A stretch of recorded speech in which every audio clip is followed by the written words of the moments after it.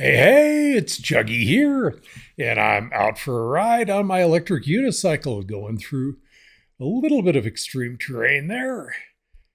At least for me, it's extreme terrain, lots of rocks and bumps, and it was a really good ride I did. I went with a ride with my buddy Rob, who is following me on a motorcycle, which you'll see here in a minute. So this is the beginning of the ride. Well, it's not really the beginning of the ride. We started at my house and we rode over Ohio and Kebeler passes to Crested Butte. And then this is going from Crested Butte to Pittsburgh. I am getting pretty close to Pittsburgh. And Pittsburgh, Colorado, that is. And Pittsburgh looks like a pretty neat little town, maybe 10 or 15 people living there. By the way, I gotta apologize. There is some gunk on my lens covers. I got a few scratches you might see from time to time, like what's over on the left-hand side of the screen there. But I've got new lens covers on my Insta360 X4, so you won't see those again in future videos. So I got that covered where you will not see those again. Anyway, a beautiful fall day, really great day to be out on the electric unicycle. And I'm being chased by my buddy Rob, who is up from Texas, and he's following me on a Africa Twin 1100cc motorcycle. He's back there somewhere. I think he'll catch up to me in the frame here in just a minute. Rob would sometimes lag behind me a bit and then go speeding through faster. Got some nice cows there. Yep, lots of cows by the road. Yeah, you can kind of see Rob coming now, I think. Anyhow, Rob rode his bike all the way up from Texas and came to see me at my house in Colorado.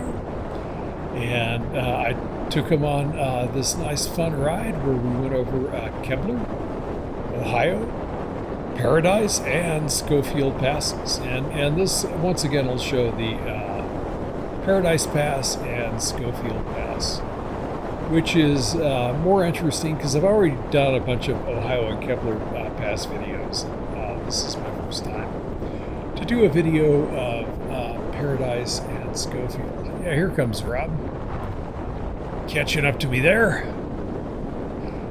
You can see I'm kicking up some dust. He's kicking up some dust. We're actually moving pretty good down the trails. I bet we passed like 30, 40 trucks and Jeeps total on this ride. Even though I don't think this video shows us passing anybody, because it was actually pretty quiet on the Ohio road. A few cars, Jeeps, and bicyclers came the other way, but I don't think we passed anybody. But if this video was more extended and I showed you the whole ride, you'd see that we did pass some people. Man, September is a great time of year to go and visit Colorado. Gotta apologize for this video from September, not going to be published until November. The reason for that is I did not reset the date correctly on my Insta360 X4. So the files came through as 2021, and that confused me when I went to go look for them, and I've just recently found them, got them uploaded. Ready to edit on my computer, which I'm obviously in the process of doing now. Yep, Rob dropping a little bit farther back behind me. It was really good to have somebody chasing me. Oh, we've reached Pittsburgh. I'm stopping. I've got my hand on the sign for Pittsburgh, Colorado there. As I say, it's only a town of, just a handful of people, which in a way is my kind of town. Yeah, there's Rob. And away we go.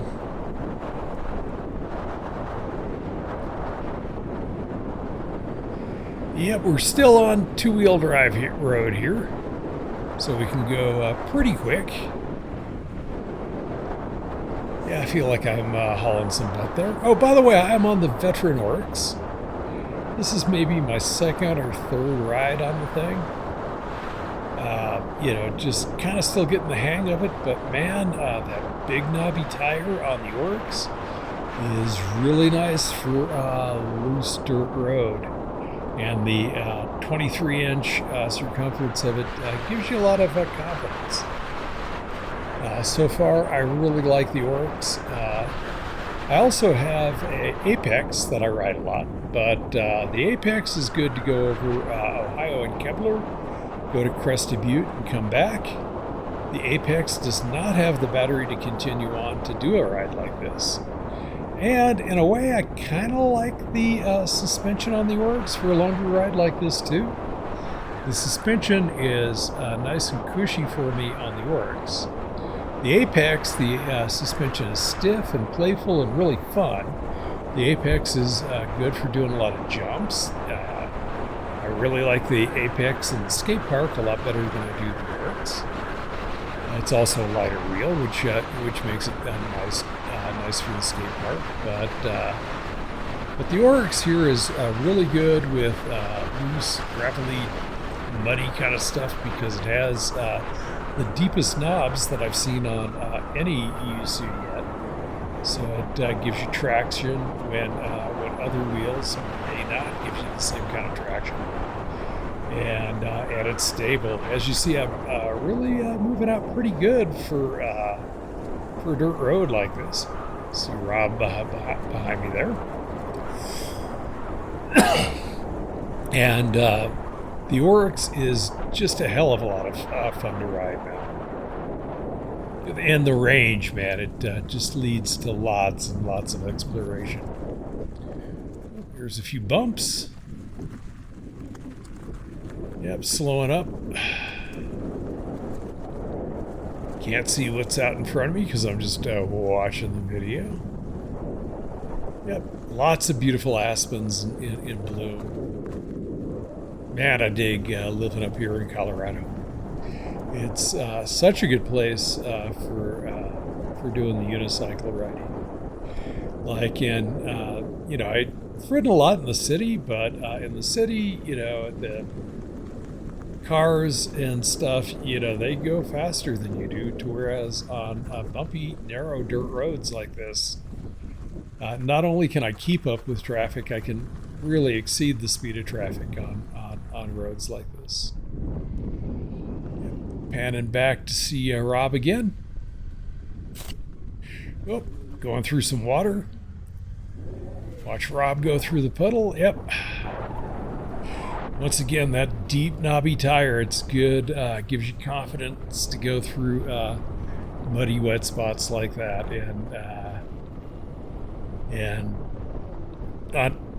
My Apex, I've got the Shinko 244, which is a really nice tire, but I wouldn't be as confident going through a wet spot like that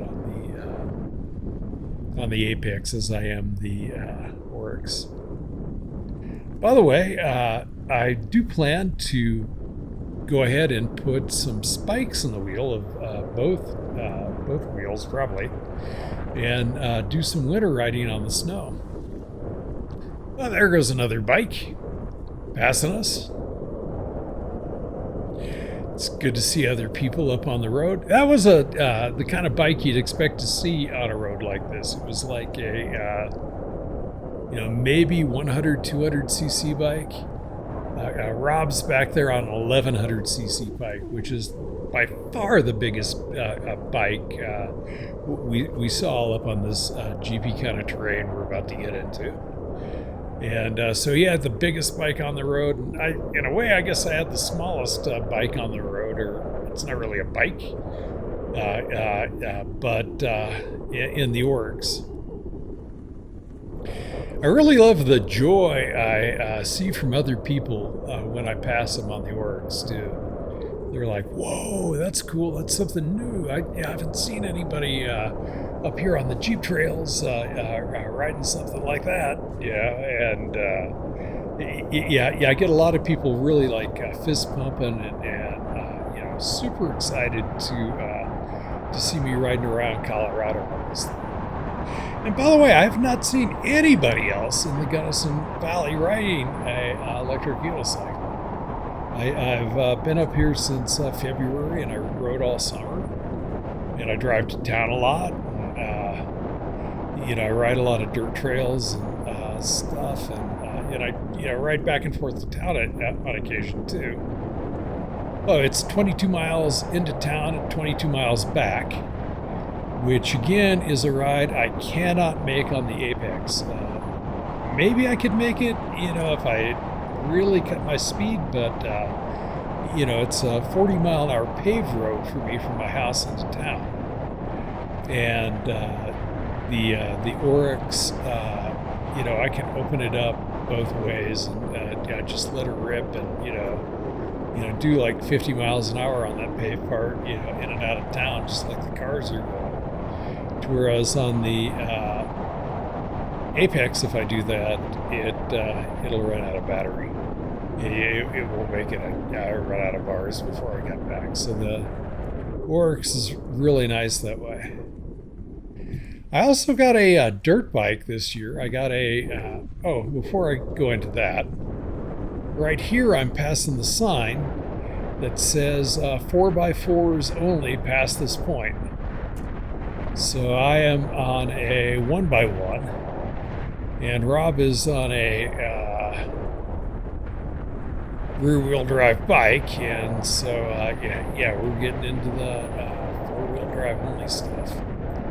And you can see the road below, the switchback, and we're going up. But yeah, I got a bike too. I didn't have the new bike when I did this ride. So it would have been nice to ride the bike with Rob too, but he had a great time chasing me on the unicycle up this stuff. Yep, getting a little jeepy there. The wide-angle lens kind of makes the rocks look smaller and tamer than they are, but it's pretty bumpy up the rear. But the Oryx is handling it really nicely. Yeah, you can see that road getting lower and lower and lower below me, down off the side. It's what you call shelf road, roads with the big drop-off on one side that are built on kind of natural shelf up in the mountains. Anyway, the bike that I got this year, I ordered it in May, didn't get it till all the way into, I think it was like late October or November I got the bike. And the bike is a Stark Varg electric bike. Another look at Rob following me there. Now Rob, on the steep stuff, he needs to hit it with more momentum than me. That's, you know, that bike of his is in excess of 500 pounds. So he'll stop from time to time and let me get ahead, and then catch up to me a bit. But because you know, I can definitely take the bumpy stuff at a slower speed than he can. He needs to. Yeah, there he is, stopping.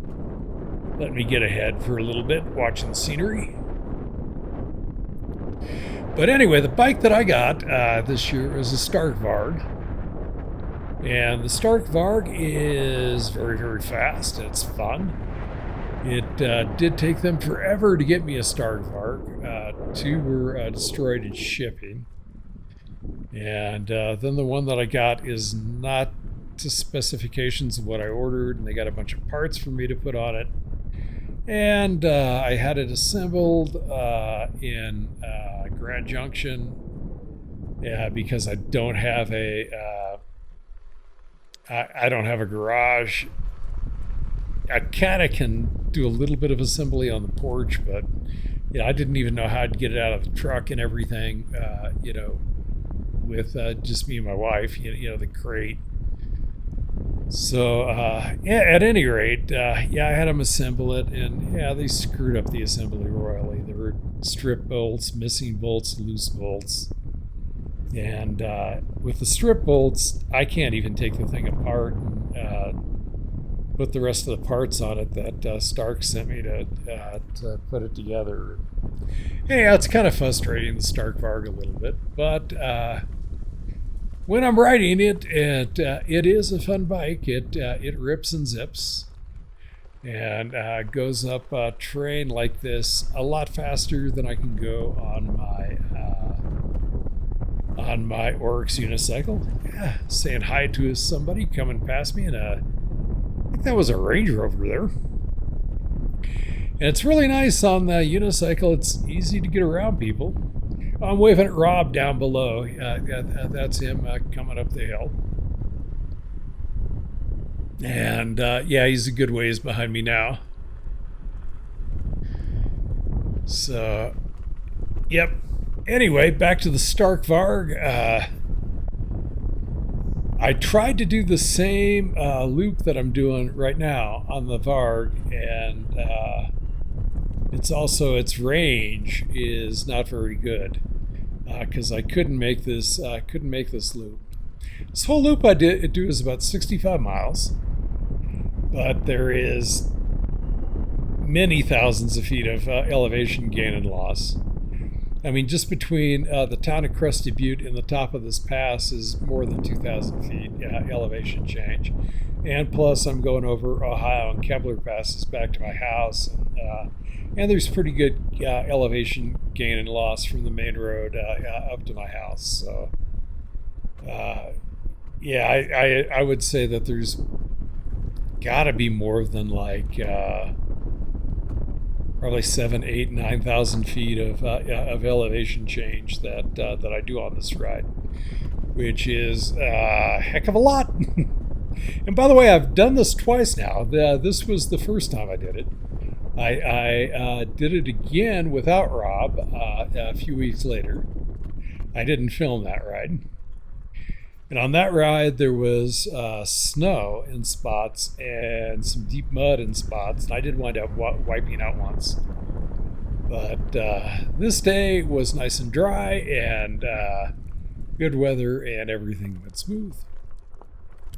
And by the way, I said I wiped out. I slid out in the mud, and which is normally not very painful. Getting into a little steeper and looser rocks and stuff here, so I got to slow down a bit. Watch what I'm doing. Yep, there's fast parts and slow parts. And I am creeping up the road. There's another road. And all these side roads are things I want to go explore maybe next summer, maybe, it'll probably be next summer. Maybe with one of my bikes, if I put ice spikes in the tires, I might be able to get back up there this year. But more and more snow is collecting up in the high country now, so it's getting to be, and it ices over. It melts and refreezes. Yeah, there's a lot of, I've been trying to do bike rides up in this area. Hey, there's another interesting road I might want to go try sometime. Yep. Yeah, the wide angle of this camera really doesn't do the rocks and stuff justice that you got to go over on this road. But I mean, it's not a super technical Jeep trail, but it is a 4x4 trail. I don't think you could make this drive in like a even in an all-wheel drive Subaru. I think it'd be too low of clearance. You'd be scraping bottom and having trouble. You really need a Jeep or a 4x4 Jeep or truck to go up this road. And once again, this road that I'm on now is Paradise Pass, which goes out of Crested Butte through Pittsburgh up to Paradise Pass, which I'm getting closer and closer to, climbing higher and higher. Well, there's Rob. Yep, pretty close to me there. Yeah, Rob had a great time. He said this is one of the funnest things he's ever done, was riding his Africa Twin over this pass, chasing me up here. And, I explored the hell out of Gunnison County. I was a student at Western State College 25 years ago, and I did a lot of dirt bike riding. But somehow, I never made Paradise Pass. I had a book that claimed it had every 4x4 pass in the state, and I checked them all off. I did them all, but my book did not have Paradise Pass, so I never did it. And which is kind of amazing because boy, I wrote a lot of stuff back in the day, and other stuff like not too far from Pittsburgh, like Gunsight Pass. But somehow I never made it up this road. Oh, getting by another big SUV there. Not sure what model that was, but it was a pretty good sized thing to be moving around on this very narrow shelf road. Yeah, right here it gets into some bumpiness. Again, the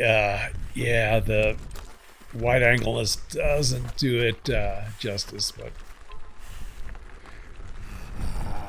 like I said, woohoo! I'm still alive after that because it was, I don't know, for me a little technical that little section right there. But boy, the views are getting good, getting high in elevation, getting up there near what they call the Paradise Basin, which will be the leg of the trip once I get off this particular section of shelf road. Yeah, you go up and up and up and up to kind of like a basin where it flattens out a bit, and then down another shelf road, which will be Schofield.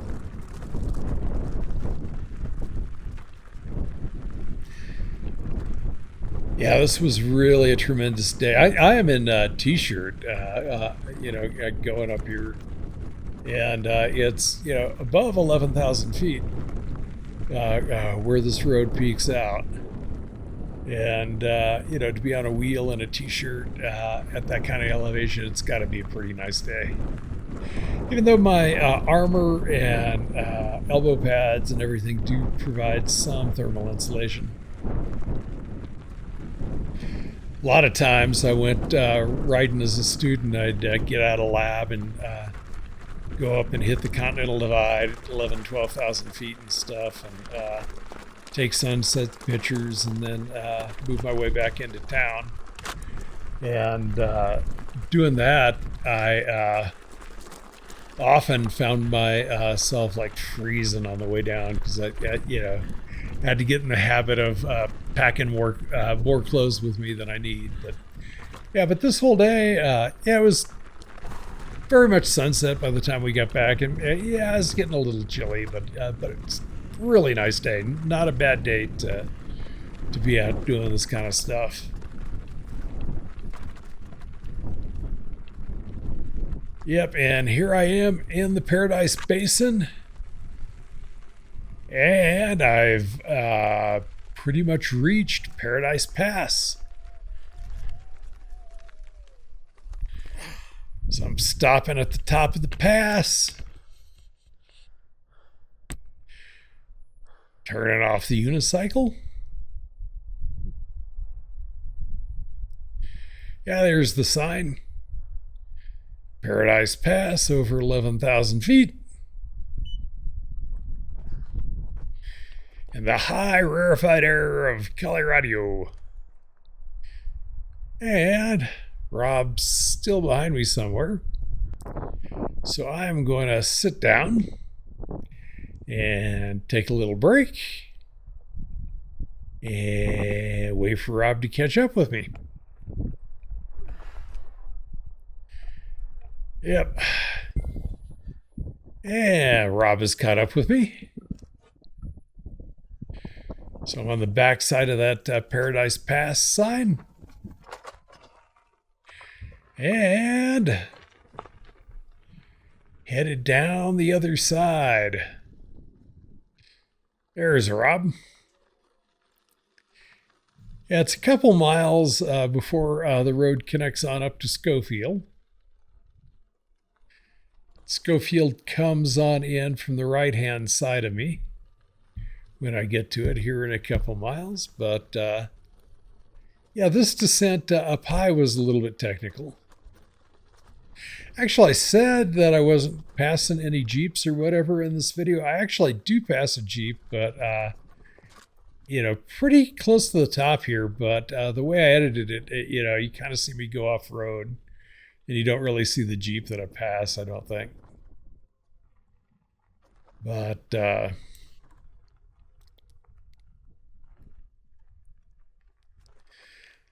yep. Really a great place to ride, though. I mean, I'm lucky to be able to ride in such a neat place as this. I've been doing a lot of riding in you know, the city and urban environments, and I do enjoy that. Yeah, I go down to Dallas, Texas, and ride there. Got some good riding buddies there. Shout out to Rock. Shout out to James. Both excellent unicycle riders, and I want to get them guys up at my place with their unicycles. Hopefully this coming year, so that we can go ride together and do stuff like this, because this is like the pinnacle. This is like, you know, pure joy as a unicycle rider to be able to zoom through country like this on my big one-wheel unicycle. Rock, my buddy Rock just got himself a new unicycle. He got a Sherman L, which is another long-range unicycle, and I think he could probably make this run that I'm making, which is you know, the 65-mile loop with all this elevation gain and loss.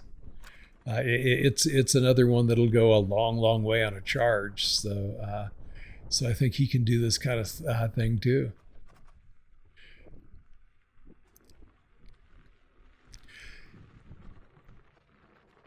Kind of up here in the tundra.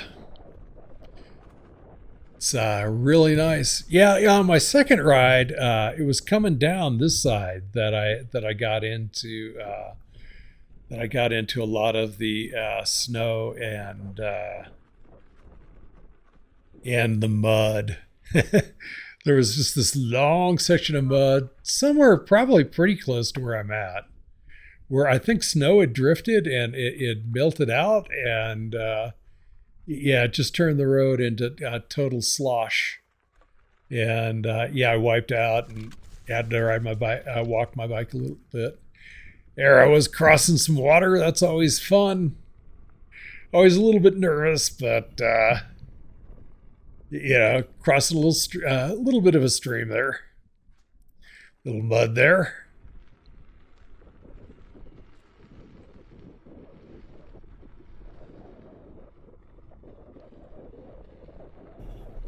But wiping out in the mud is kind of like wiping out in the snow. You know, you normally, if it's lots and lots of mud, you wipe out and you slide. And I've gone down a few times in the mud on the electric unicycle, but there's never been a heck of a lot of pain associated with it, just because, you know, you slide. You know, it's yeah, very much like wiping out in snow, wiping out in mud. Even though snow is even a little bit more forgiving than the mud.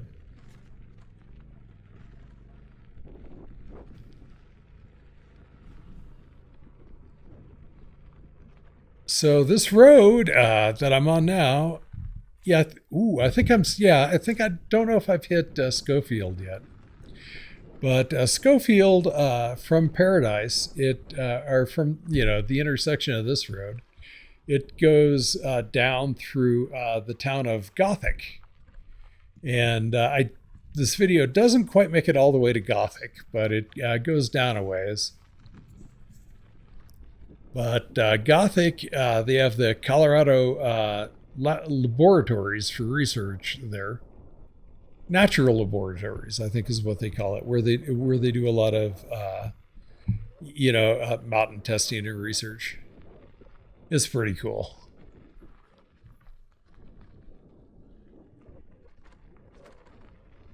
Yeah, more fun shelf. Yeah, not quite back to the shelf road yet. I think where this road really gets shelfy is after it connects with back to Schofield Pass. And then it'll be kind of shelfy on my left-hand side. Yes, it's a little shelfy there on my right-hand side where there's some drop-offs. A lot of people tether their unicycles for, where there could be drop-offs and the unicycle could roll and you're on steep stuff. But I guess it's not a terrible idea to tether your unicycle on stuff like this. I feel pretty confident with what I'm doing, and hopefully I'll be able to always keep it off the road. Yep, there goes a bicyclist. A lot of bicyclists have, waved me down and talked to me and have expressed interest in this one-wheel machine I'm riding. One of the nice parts of riding a bicycle over a motorcycle is that it's quiet and that you can enjoy the sounds of nature. And it's pretty much the same way on the unicycle, man. This Oryx is really quiet. I mean, its suspension makes almost no noise. And motor-wise, there's just a wee bit of motor whir when I'm accelerating hard. But other than that, it's nearly silent. So, you really can hear the sound of nature. And, I guess the main thing is just the wind whipping over my helmet is the main noise that I get. But that's not too bad, And sometimes I slow down like I'm slowing down here and where there's not so much wind whipping over my head. And yeah, it's nice to be able to hear things. If somebody is coming up behind me, I can pretty much hear them. Even though I do, as you see, have a mirror on my helmet. Shout out to PID Zoom mirrors. They're a real nice mirror. And I can probably see Rob coming behind me in the mirror there. Slowing down a little bit, a little more technical, bumpy stuff there.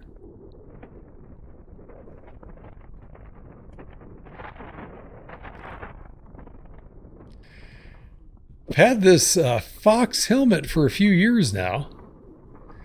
I bought it actually before I started riding unicycle. I used to ride a one-wheel a lot. And the one wheel is a fun personal electric vehicle too. It's a board you ride on with one wheel in the middle. And it only has though maybe less than a third the range that this unicycle that I'm on has, and the top speeds are also probably about a third of what I'm able to do as a top speed on this. And the unicycle is just more capable for exploring the mountains and go than the one wheel is. However, something about the carving on the one wheel feels a lot like carving on the snowboard, and it is a lot of fun. And I do occasionally break out the one wheel and go for a ride still. But on terrain such as this and, distances such as this, the unicycle works out a lot better. I'm ripping and zipping pretty good over some rocky stuff here. Woo! Yep. Having lots of fun. Continuing down the hill.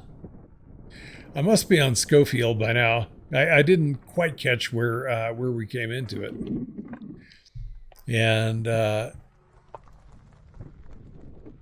actually, that might be it right there. That might be the transition between Paradise and Schofield. Schofield's a heck of a pass.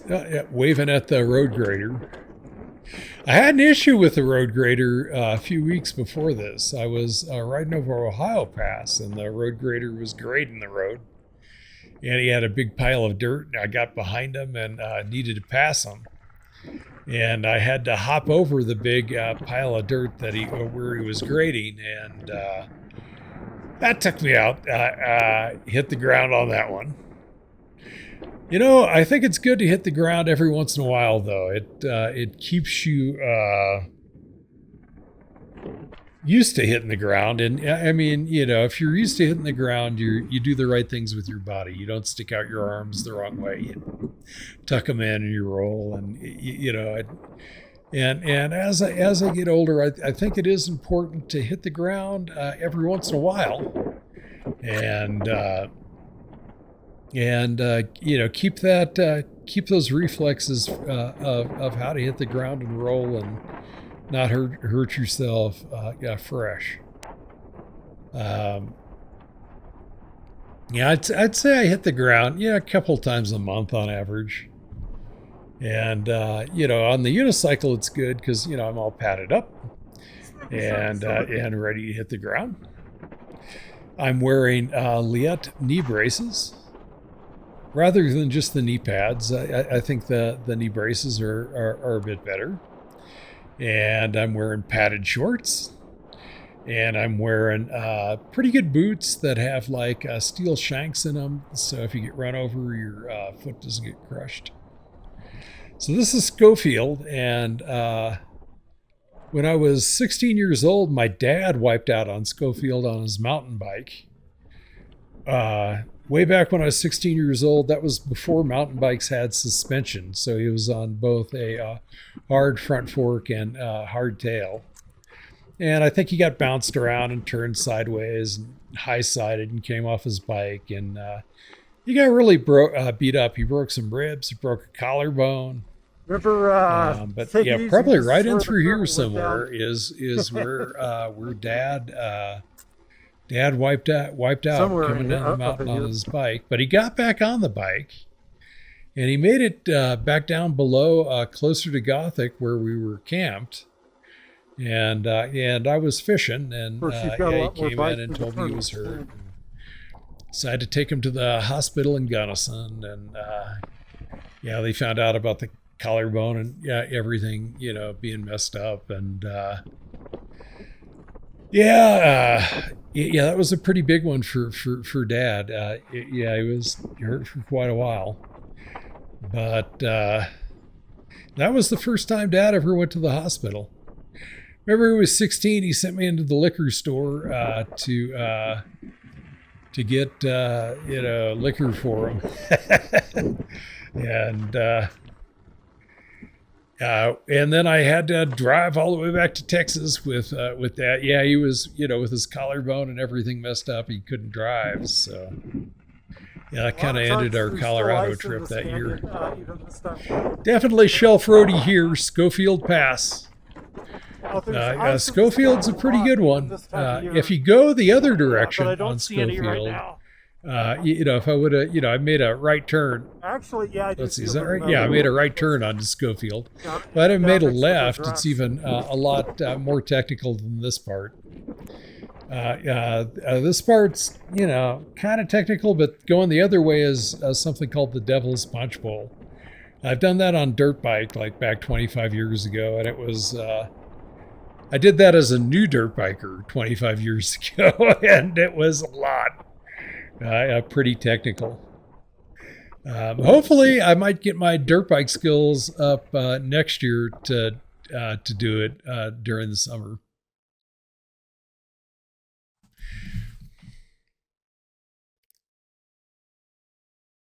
And stop.